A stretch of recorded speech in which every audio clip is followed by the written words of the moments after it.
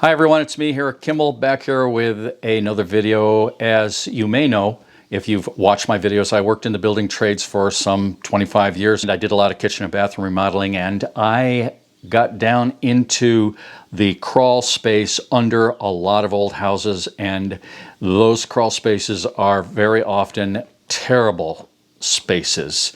They are tight, you know, sometimes they're like just barely enough to get your body into and through. The insulation's often falling down. It's dirty, it can be wet. There's like nasty spores. Sometimes there's like dead mummified animals with their, their lips curled back and their teeth showing. A lot of these old crawl spaces are a real nightmare to get into and to work in. And if you've been in the building trades and done similar work, you know what I'm talking about. But I have the opposite. I have the dream crawl space here under this addition that I've put on my house. If you've watched my videos here, you know that I put an addition or started an addition here on my house like 5 or 6 years ago. It's been a long time.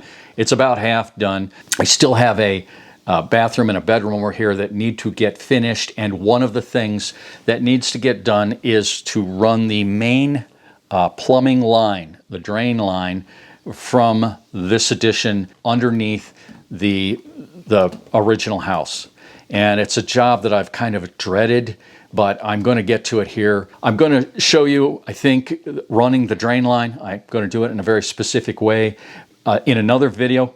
But first, I just want to show you the dreamlike crawl space that I have. It's an encapsulated crawl space. Let's go take a look at this crawl space. So I'm here in the bedroom closet, and I have access to the crawl space here in the closet with a hatch. This is my side of the closet, and that over there will be my wife's side of the closet. And this hatch will not be easily accessible. I'm aware that children could open it and there could be a problem there, so of course I'll take care of that. But I have a temporary door here now, and I have a handle here on the wall, a very solid handle. So the access to the crawl space, we will flip up the access door, and you can see there's a light down there. It's lit up. I have a switch just on the other side of the closet, or here in the bedroom, you see, and so I can flip that on or off. And that switch has a light on it. It's one of those switches with a light on it, so I'll know if the light's on down here or not, just by being in the bedroom. Getting down the stairs is pretty simple. This is where the handle comes in handy.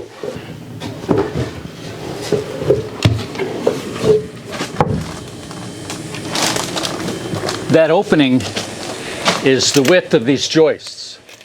I didn't, have to do any cutting other than through the subfloor. It's 13.5 inches. That's plenty for me to get down through. 13.5 inches was also enough for me to get the dehumidifier down through there, which I'll show you here momentarily. So I'll give you the big picture view here slowly. This is a 24 by 24 foot addition, and it is encapsulated with this crawl space plastic. It's heavy plastic made for crawl spaces. All the seams are sealed with a special tape, and the walls, all the walls in here are insulated with 2-inch foil-faced foam board.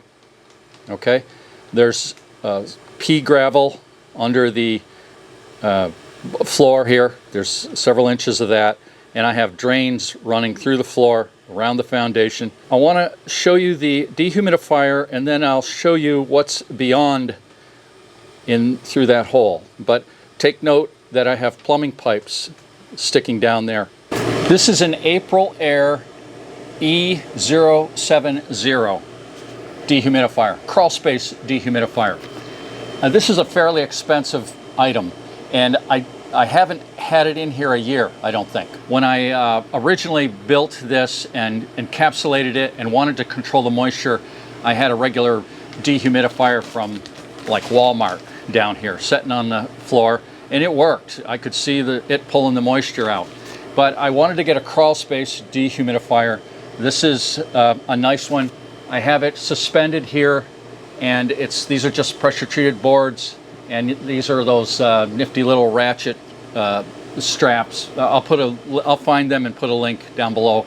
And so this is rigged up here, and the way it works is that it's pulling air in here, and there's a filter there, and they say you should clean the filter, and I just did today. I don't think it's been there quite a year. It was a little dusty, and I washed it with a hose and kind of wringed out the water and let it dry. And so that's a good feature. You don't have to keep buying a filter. You can wash it at least a few times. So it pulls the air in here, and it removes moisture, and the moisture goes down a hose. This hose goes through the plastic down into the stone, and it taps into one of the drain pipes that I have in the stone under this under the plastic. Then the conditioned air, and this is kind of warmish, goes through a long pipe, which I'll show you, under the original house, which I'm going to show you, which is where I got to run most of this drain line. So the air is circulating through this little hatch. It's blowing into there. It's coming through that little hatch and coming around in here. I'm kind of hitting the entire area, not just here. The ideal humidity level in a basement, so you don't get mold and all that bad stuff, is between 30 and 60%, but between 45 and 55% is ideal. What I have here, it tells me I've got 51%. There's a little digital readout right there. I got 51%. That's kind of high. It's usually much lower than that, but it's still within bounds, and this is extremely humid weather that we're having right now. I have a pretty nifty way of being upstairs and knowing what my humidity down here is. I'll show that to you. Right over here, right up there, you can see this little ThermPro. It says it's 72.1 degrees Fahrenheit and 37% humidity. Well, that's interesting, right? I have found these humidity meters really are not precise. They are all kind of ballpark. I've had another one too, a different brand. Every one of them read a different humidity down here. These are not real precise instruments. 37%, that looks pretty good to me. So anyway, that's up there, and I can read that on my phone. There's an app, ThermPro, right there. And I can hit that and see what's going on down here on my phone. And I can do this from upstairs, but I can't do it from, a mile away or more. It's only nearby. There's also an option where I can look at history and see a graph of what the humidity and temperature has been. That's a pretty neat thing. So now I'll show you what's through this hatch, what it looks like under the original house. I have a switch here now, and it is well lit, and it is also encapsulated. And that is all lighting and encapsulation that was done when I put this addition on.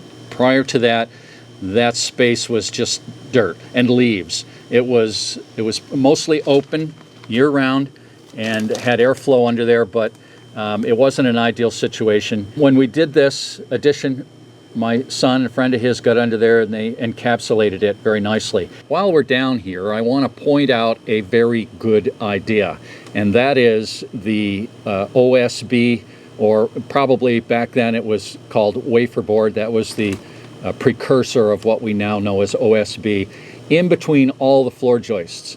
I was in my 20s when I built that house. I didn't know a whole lot. I certainly didn't know what I know now. I didn't have the years of experience in the trades, but I guess I knew enough that I wanted to make sure that fiberglass insulation did not fall down. So I put that OSB in between there. That was a good idea. So what I need to do down here, and let's see, I'll try pointing right there, right? Well, that didn't work, did it? You can see a pipe way down there. That is the drain pipe coming out of the bathroom and kitchen in the original house. I need to tap into that and come way into here, and it's a long ways. And so that's my project. I've got a plan, and I'm looking forward to getting that done. Not looking forward to doing it, but I'm looking forward to getting it done, and I'll show you More of that in an upcoming video. Before I end this video, I want to answer a question that I'm sure is on many people's minds who are watching this, and that is, why didn't you put in a full basement? I mean, why did you only go this far? For not that much more money, you could have gone even further and had a full basement. Well, the answer can be summed up in one word: fear. And I'll explain. When I first built the house that you just looked at in that crawl space over there, it was only 16 feet by 24 feet. It was very small. It was built on piers for budget reasons. It was cheap. I only had $10,000 to work with. We had borrowed that from my wife's father. That's all we had, 16 by 24. We added on to the house now with this addition 3 times since that original 16 by 24. As children were coming into the family, being born and coming in, 16 by 24 was not big enough. And so the second addition we put on, I decided to put a basement, a full basement in. Not a big one, but a small one. So I could get the water heater down there, get the pump down there, and we could store vegetables down there. A nice little basement. Well, we got a backhoe or a excavator and dug out for that basement. And the next day, my business partner and I, we went down there and we started forming up for the footings. And it was the ground was sandy and the ground was wet. And we were sinking. You know, as we walked more and more, we kept going deeper and deeper into this sandy, wet soil. And we noticed that the sandy soil down deep at near the bottom of the excavation was falling in. It was just you could take your shovel and with the back of the shovel hit the side of the excavation and it jiggled. So we realized we got a big problem here, and I really didn't know what to do. What I decided to do was to call one of my customers. I had a customer at that time, he's deceased now, who was a civil engineer. He lived in Philadelphia. He was retired. He was very wealthy. He owned property on a nearby Finger Lake, one of the Finger Lakes. I live in the Finger Lakes region of New York State. And I had worked for him with 2 previous employers that I worked for. Before I went into business for myself, I had worked for him through them. And then when I went into business for myself, he hired me, and I worked for him like every year I was in business. He had worked for me. And the first time I worked for him, he wanted a price. And he wrote out pages and pages of specifications on how he wanted things done. He put it all in writing. It was like graph paper, and he wrote, I mean, he was very thorough.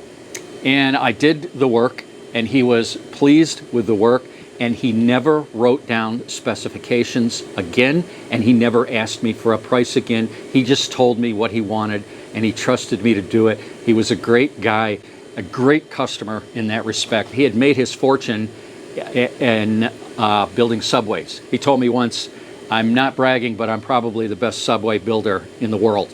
If you've been in the subways in Washington, D.C., the Metro, I guess they call it, he built a good portion of that. I called him and I said, you know, this is my problem.